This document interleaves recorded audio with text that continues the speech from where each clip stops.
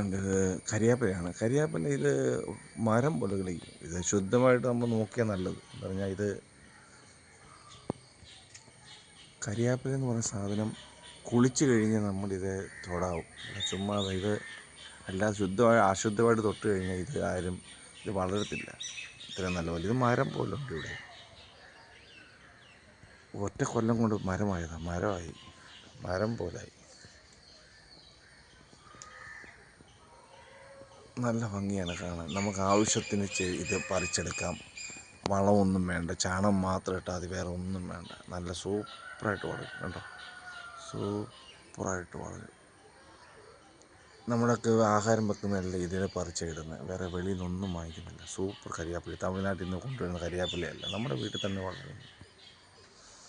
അതിനും വീട്ടിൽ തന്നെ വാങ്ങിക്കുന്ന കരിയാപ്പില. എത്രയും മരമായിരുന്നു, ഒറ്റ കൊല്ലം കൊണ്ട് ഇത് മരമായിരുന്നു.